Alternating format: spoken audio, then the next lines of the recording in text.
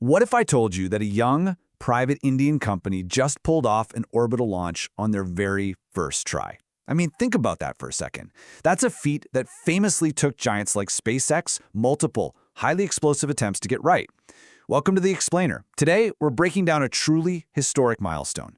It's not just a massive win for one company, but honestly, it's a huge leap for the entire global space industry. So let's just dive right into it. On July 18, 2026, Skyroot Aerospace successfully launched their Vikram-1 rocket, totally cementing India's private space revolution.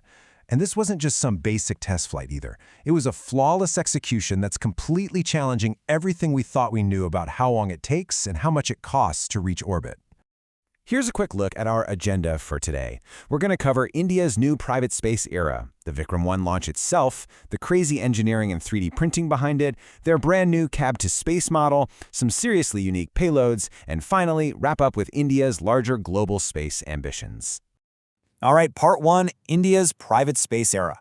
We're looking at the journey from ISRO's foundation to a $1.1 billion unicorn. For decades, basically all of India's space triumphs belonged strictly to the government. But then, in 2018, two former ISRO scientists stepped out on their own and founded Skyroot Aerospace. And here is what's absolutely wild to me. This $1.1 billion space tech unicorn, it's driven by a massive team of over 1,000 experts with an average age of just 28. These 20-somethings went out, raised $160 million from global investors, and literally made history.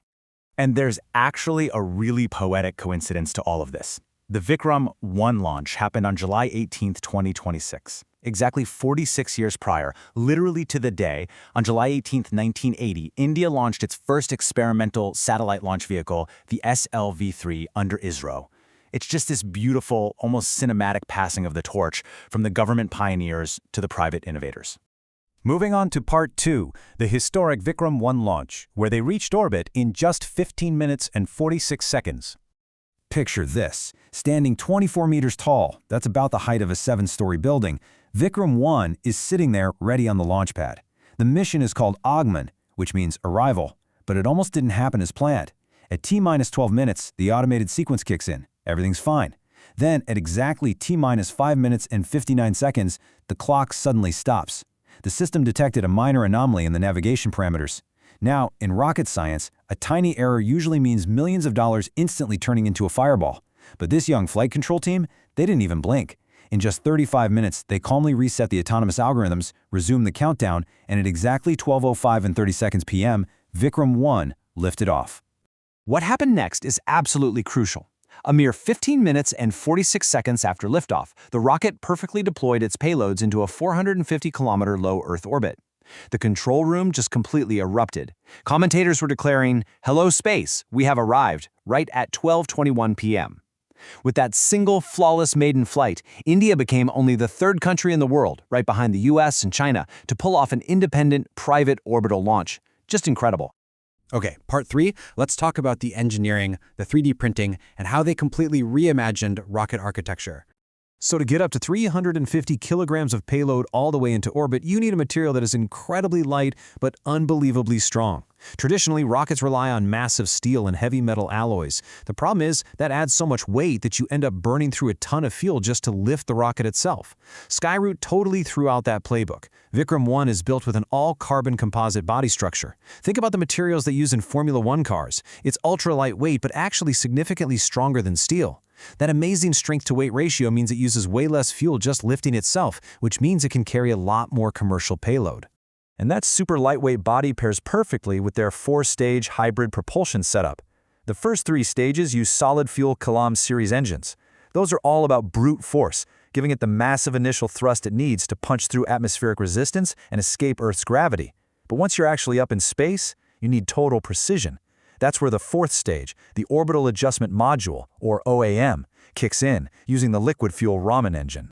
This is where their tech edge really shines. The combustion chamber for that Raman engine, it was made using 100% additive manufacturing. Yeah, 3D printing. Normally, you'd have to manufacture hundreds of tiny metal pipes and valves and spend months welding them all together. And every one of those welds is a potential breaking point under extreme pressure. Skyroot just 3D printed the entire complex structure as one single piece of metallic alloy. Boom! They cut production time down from months to literally a few days and totally eliminated the risk of a weld blowing out. Moving into Part 4, the cab to space and how they're revolutionizing orbital logistics. You have to ask, what's the actual business problem Skyroot is solving here? Well, imagine you're stuck at a bus stop in the middle of nowhere. You might wait hours for a bus, and when it finally shows up, it's packed and you might not even get a seat. That is exactly what the current rideshare model is like for small satellites today. They have to wait 12 to 24 months to hitch a ride on some massive rocket, forcing them into a schedule and an orbit they have zero control over. Skyroot's cab-to-space model is basically like pulling out your phone and instantly booking an Uber.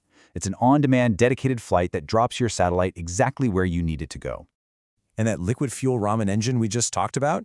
That's the secret sauce. Because it's a restartable engine.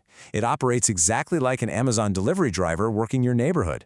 It flies up to one specific orbit, drops off a satellite, shuts down, glides over to a completely different orbit, fires back up, and drops off the next satellite.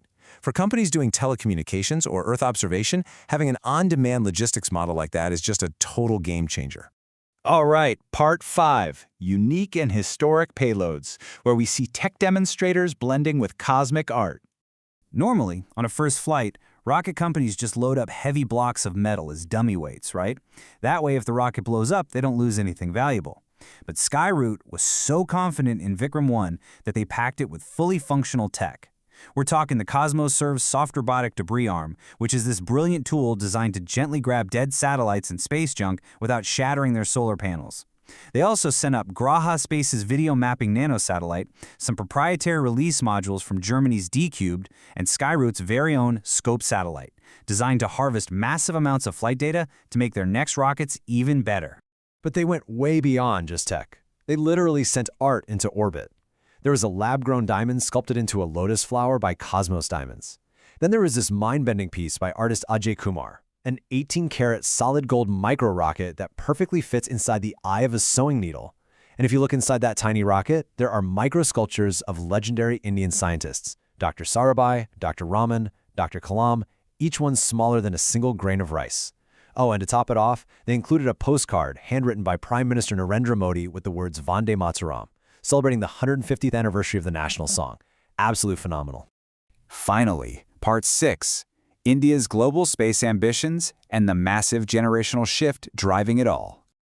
This mission isn't just one company's success. It is undeniable proof of a seismic shift in India's whole space ecosystem. Think about this. In 2014, India had exactly one space startup, just one. But by 2026, thanks to the in-space reforms of 2020, which boldly opened up ISRO's world-class testing facilities to private companies, that number has exploded to over 400 space startups. And that brings us to the ultimate economic target. Right now, India holds roughly 2% of the global space market, but the national goal, they want to skyrocket that to 10% by 2030. It's an aggressive target, but it's heavily backed by states like Telangana, which is already India's #1 hub for aerospace engineering exports and is actually the physical home base for Skyroot's operations. The sheer significance of this achievement was really captured right after the launch, when the Prime Minister personally called Skyroot's CEO. During a 9-minute phone call, he told him, "You have made the youth's dreams a reality. I will always be there to support you." I mean, what an incredible emotional validation for a team in their 20s who managed to prove all the skeptics wrong on their very first try. So we've just seen how a young team broke records, totally reimagined rocket manufacturing with carbon composites and 3D printing, and launched a business model that essentially treats space like an on-demand taxi service. And the craziest part? This was just their maiden flight. With private startups like this taking the reins and nailing such complex tech on day one, how far do you think India's space ecosystem is going to reach by 2030? It's the billion-dollar question. Thanks so much for hanging out and learning with me on this explainer today, and I'll catch you next time as we keep decoding the future.